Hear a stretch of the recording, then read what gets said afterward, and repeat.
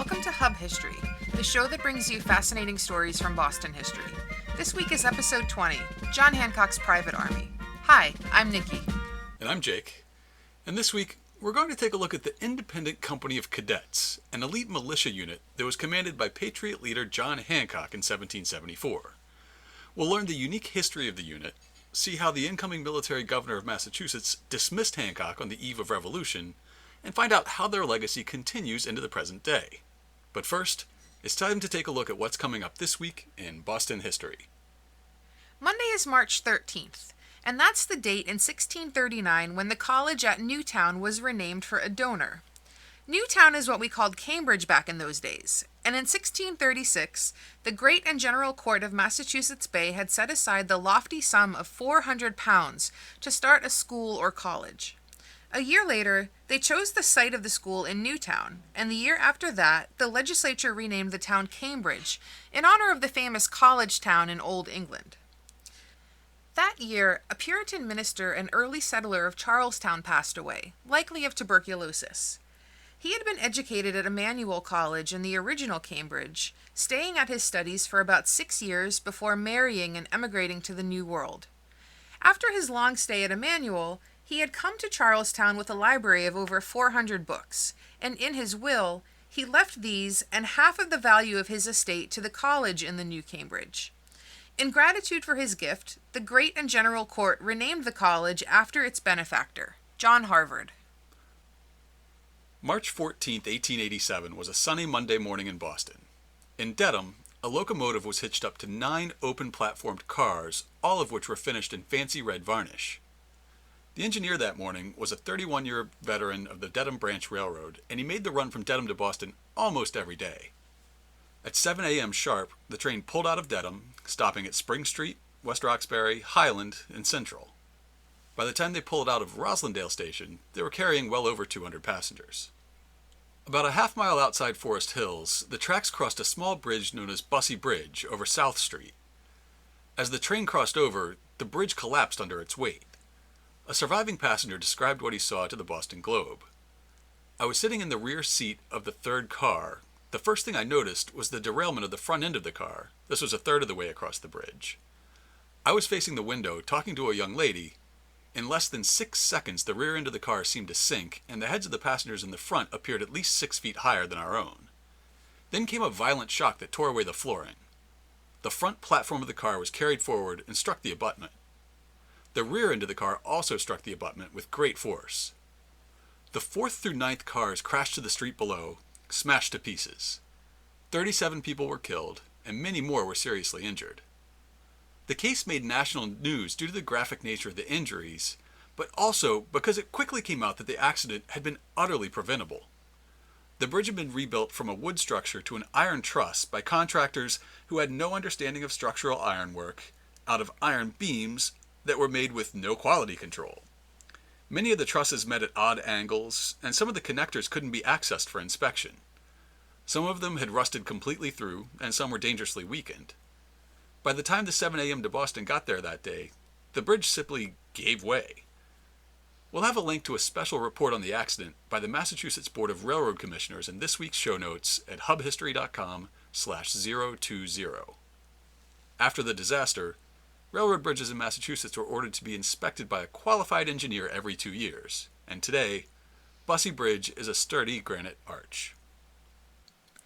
Wednesday is March 15th, and on March 15th, 1921, a 40-page booklet was published called Southend House, A Visit by Allen D. Albert, student of cities. Southend House was a settlement house, a type of multi-service, place-based agency that was popularized in the U.S. by Jane Addams of Chicago's Hull House. Southend House was founded in 1892 as Andover House on Rowland Street. By the time Albert visited, they had expanded to 6 different locations in the South End, offering housing for the indigent, education, arts instruction, health care for women and children, youth programs, and many more services. Today, the agency is known as United South End Settlements, and they are celebrating their 125th anniversary. We'll have a link to the book and the USCS 125 website in the show notes this week at hubhistory.com/020. In more recent history, Boston set a new record on March 16, 2015. We got an additional 2.9 inches of snow that day, which brought the seasonal total to 108.6 inches, making the winter of 2015 the snowiest since Boston started keeping records. Friday is March 17th, which we celebrate as Evacuation Day. On that date in 1776, the British troops who had occupied Boston for almost a decade and who had been besieged by the surrounding patriots for almost a year left the city behind. After the Continentals had occupied the strategic high ground of Dorchester Heights 2 weeks before, the evacuation seemed inevitable. The British troops were just waiting on favorable winds to carry them out of Boston Harbor. The night before, Abigail Adams wrote in a letter to John, "There has been some movement amongst the ministerial troops, as if they meant to evacuate the town of Boston. Between 70 and 80 vessels of various sizes are gone down and lay in a row in fair sight of this place, all of which appear to be loaded, and by what can be collected from our observations and from deserters, that they have been plundering the town. I have been very faithless with regard to their quitting Boston, and know not how to account for it, nor am I yet satisfied that they will leave it, though it seems to be the prevailing opinion of most people." On the morning of the 17th, the British boarded their ships and began to sail away. John Rowe noted the event in his diary that day, saying, "This morning the troops evacuated the town and went on board the transports at and about Long Wharf. They sailed and got most part of them into King Road. About noon, General Putnam and some troops came into town to the great joy of the inhabitants that remained behind." George Washington also wrote several letters to officials that day, including this one to the governor of Rhode Island. "I have the pleasure to inform you that this morning the ministerial troops evacuated the town of Boston without destroying it, and that we are now in its full possession. Upon which event I beg leave to congratulate you, and sincerely wish that our opposition and resistance in every quarter may be crowned with the success they have been here." Things didn't look so cheerful from the perspective of a British soldier on board one of those transports, who wrote, "According to my promise, I proceed to give a brief account of our retreat, which was made this morning between the hours of 2 and 8. The dragoons are under orders to sail tomorrow for Halifax, a cursed, cold, wintry place, even yet. Nothing to eat, less to drink. Bad times, my dear friend." The morning after the British departure, Abigail Adams updated her letter with her joy and astonishment at the turn of events. "A fine, quiet night. No alarms, no cannon.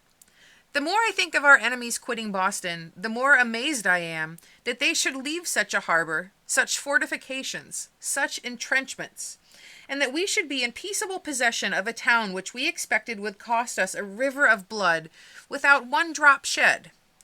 Surely it is the Lord's doing, and it is marvelous in our eyes.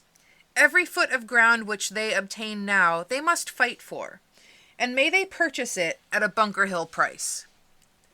In the show notes this week, we'll include pictures of the huge, solid gold medal that Congress presented Washington with a few years later to thank him for liberating Boston.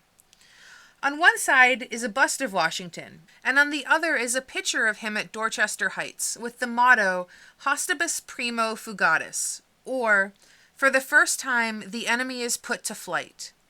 You can find those at hubhistory.com/020. Before dawn on March 18, 1990, guards at the Isabella Stewart Gardner Museum in the Fenway heard a knock at the door. 2 men dressed in Boston police uniforms were outside, claiming that they were responding to a report of a disturbance on the premises. Once inside, they subdued and tied up the guards. They then stole 13 works of art, including paintings by Degas, Rembrandt, Vermeer, and Manet. In 2015, there was a flurry of activity, with the FBI announcing that they were investigating new leads and appealing to the public for relevant information. As recently as May 2016, they searched the home of an alleged mobster in Connecticut in connection with this case. However, the crime remains unsolved, and the FBI continue to investigate. Finally, Sunday is March 19th. On March 19th, 1850, Boston's celebrity trial of the 19th century began. Professor John White Webster of Harvard Medical School stood accused of murdering George Parkman, a wealthy physician and landlord to whom Webster had owed money. Parkman had tried to collect the debt, and a few days before Thanksgiving, 1849, Webster proposed that the two meet at the medical college. Parkman was never seen alive again. Parts of his body were discovered in a privy vault under Webster's lab in the medical college. Bone fragments, including the jawbone and teeth, were found in a furnace in the lab, and a burned and mangled torso was found in a trunk belonging to Webster. Eventually, the body was identified by the jawbone. A dentist had made a mold in order to fashion a prosthetic, and the mold fit perfectly with the teeth found in the furnace. The idea of an upper-class Boston Brahmin being tried for murder was so foreign that the courtroom was packed.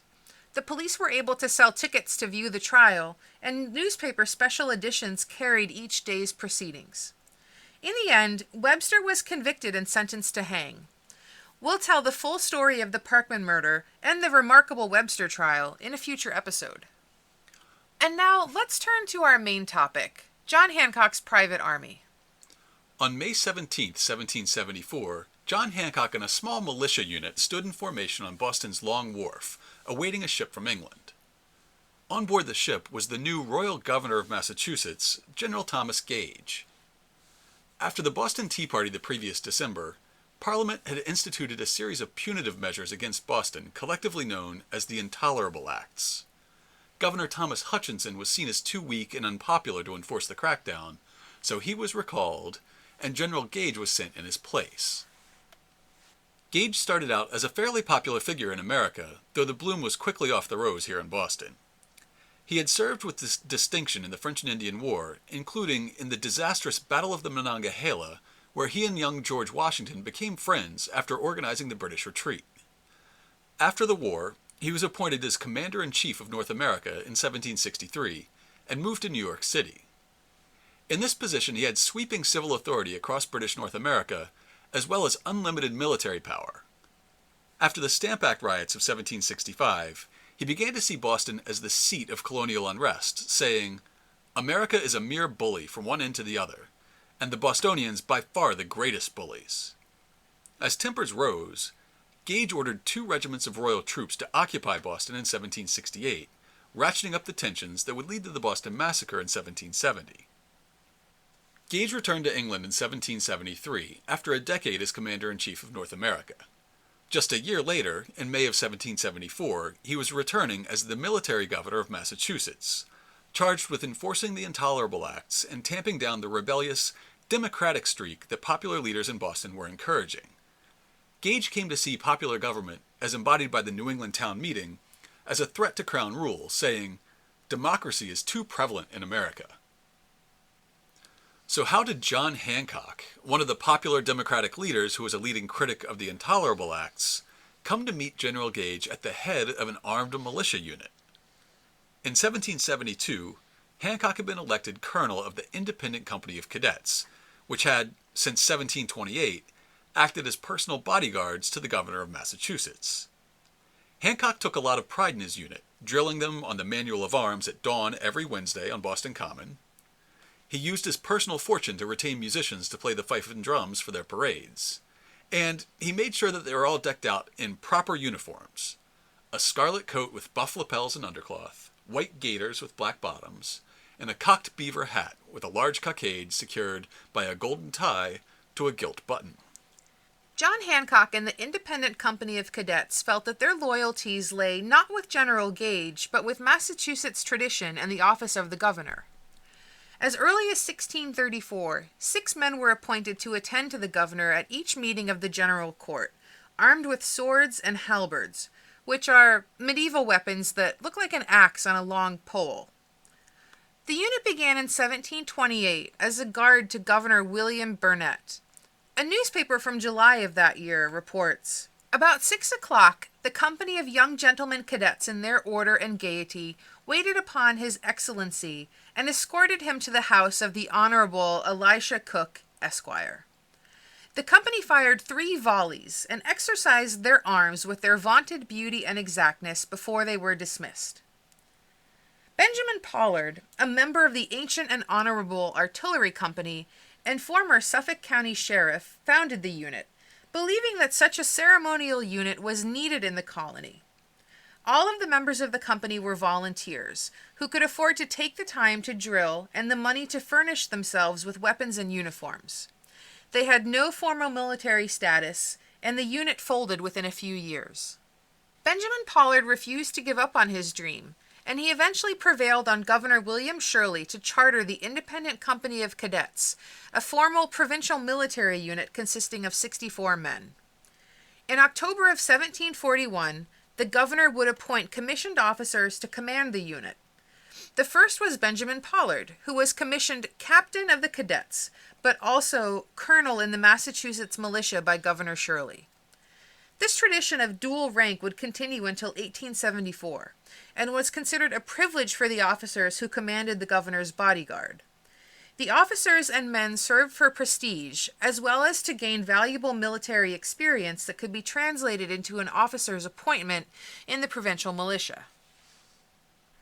The company's first formal duties came in the fall of 1741, when they escorted Governor Shirley on a trip to the Rhode Island state line, which was being adjusted and required his oversight. Their constant training and ceremonial precision meant that the Independent Company of Cadets quickly became one of the most elite units in the province's militia. Over the next 3 decades, their duties would be similar, escorting the governor at parades and ceremonies, drilling, and undergoing an annual review during the parade celebrating the king's birthday.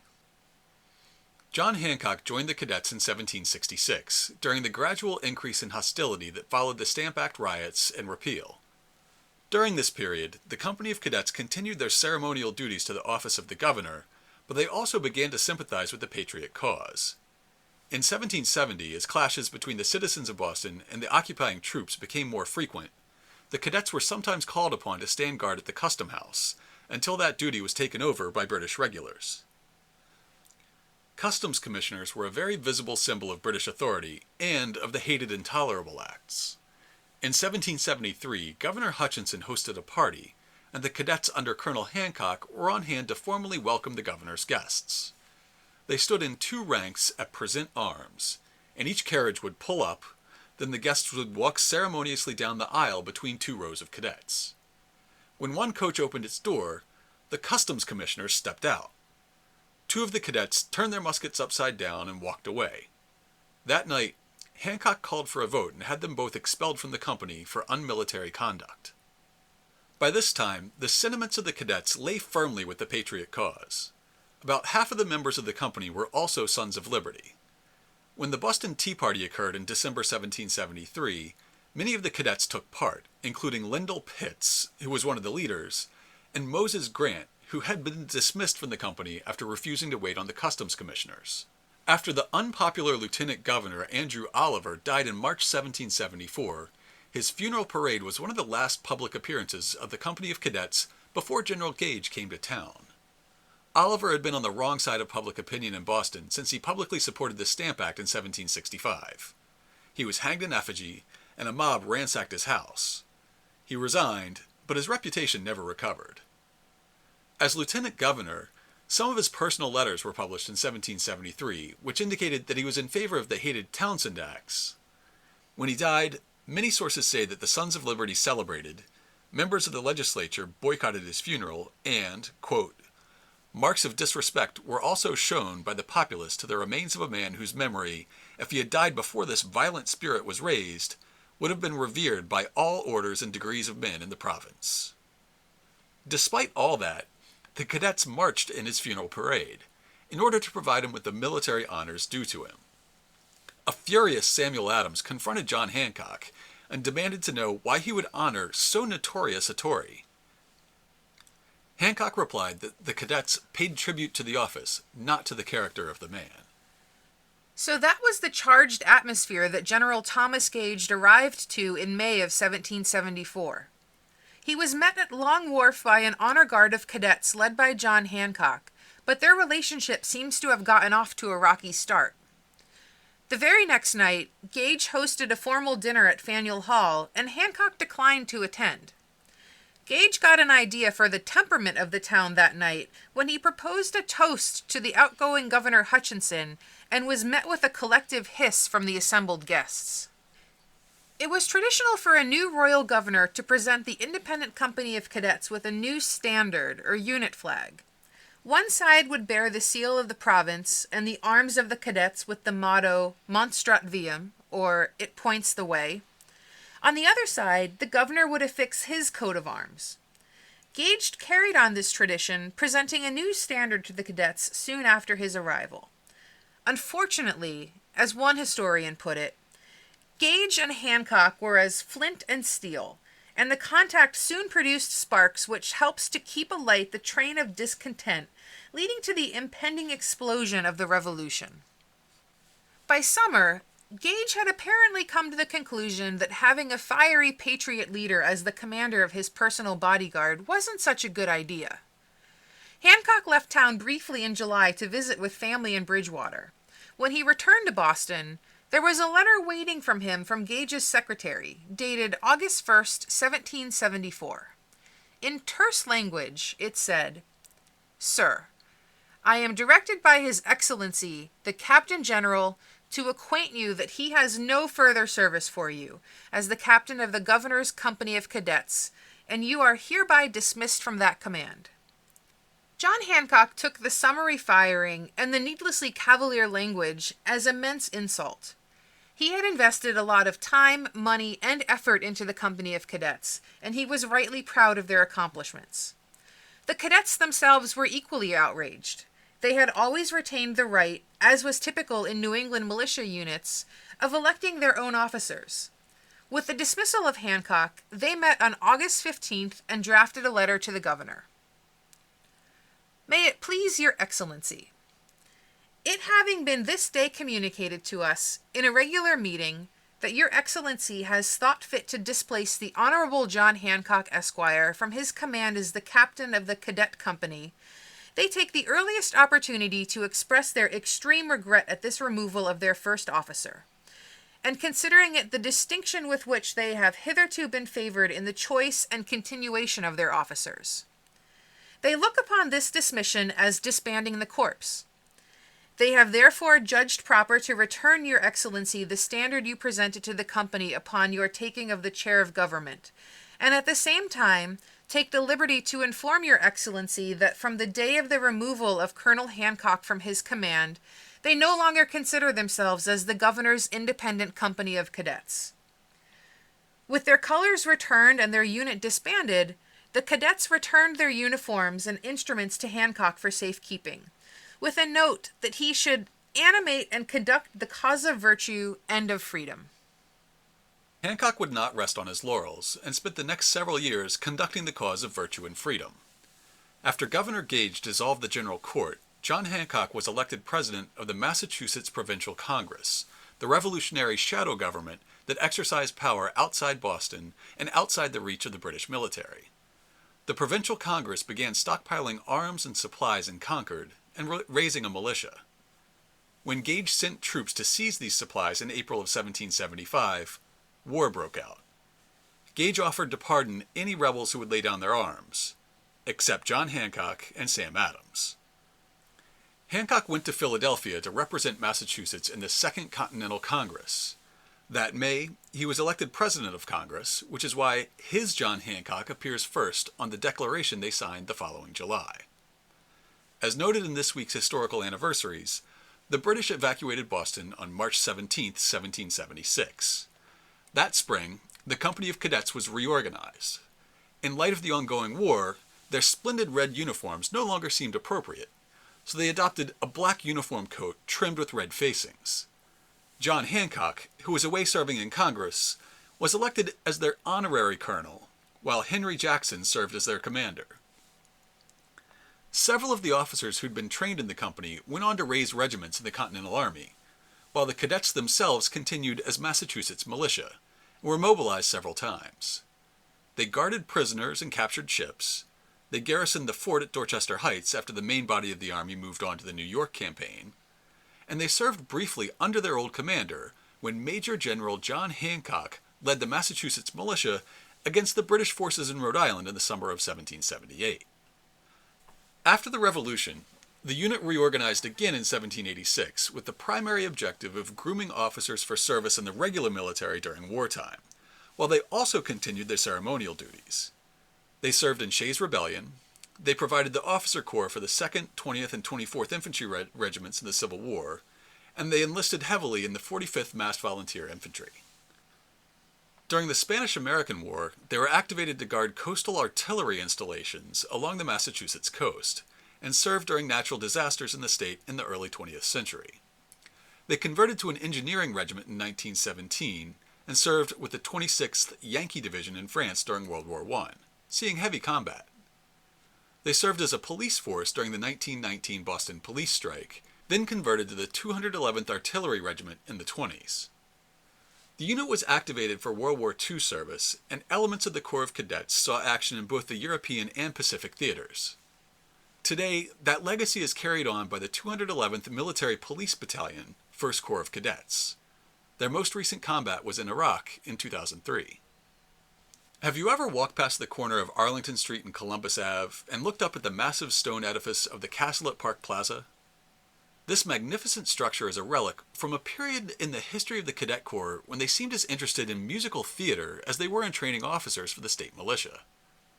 In 1876, the Veterans Association of the First Corps of Cadets was formed to raise funds to build a new armory for the cadets. The building was desired to store the unit's uniforms and instruments, as well as weapons, historical documents, and to host unit functions. Half the money was raised by a direct appeal to the public, while the other half was raised by a series of public performances by the cadets. Over the course of about 20 years, they put on 2 minstrel shows and 13 light operettas. These operetta performances were a huge success in the era of Gilbert and Sullivan, and they were only stopped because the commanding officers of the unit believed, probably rightly, that they were a distraction from the cadets' military work. They did raise enough money to construct an impressive armory. It was designed to be able to withstand a riot or communist insurrection, while providing a signal tower from which the cadets could communicate with officials at City Hall or the State House.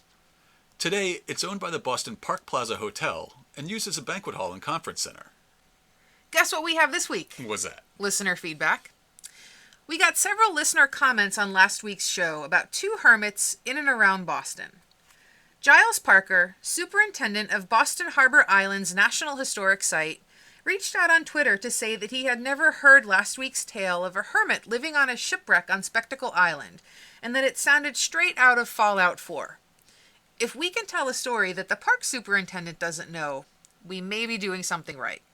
Max Grinnell, a historian and professor who calls himself an urbanologist, learned about our hermit living in the woods of Hyde Park and commented that it's still ever so distant from the hub of the hub.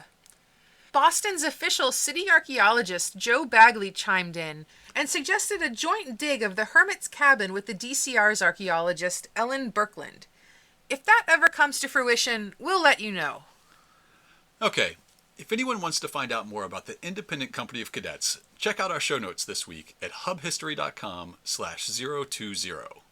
We'll have a great 1943 article on the company that was one of the main sources for this week, as well as the company's own official history, including the letters sent between Gage, the cadets, and Hancock during their showdown in 1774.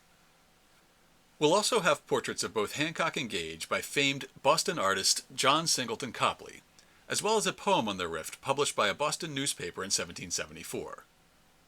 You can also see a picture of the Cadet Armory and notes from a 1977 hearing that debated whether to designate it as a historic landmark. We'll also share a couple of links related to Tripod, a month-long effort to get more people acquainted with podcasts and podcasting. If you're convincing your friends to try a pod, why not start with ours? And if any of you Boston history fans will be at History Camp this weekend, be sure to stop by and say hello.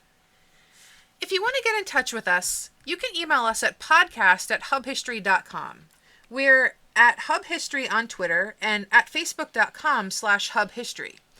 Or you can go to hubhistory.com and click on the Contact Us link. While you're on the site, hit the subscribe link and be sure that you never miss an episode. That's all for now. We'll be back next time with the story of a deadly 1897 explosion on Tremont Street. It wasn't an act of war or terrorism, but a terrible accident.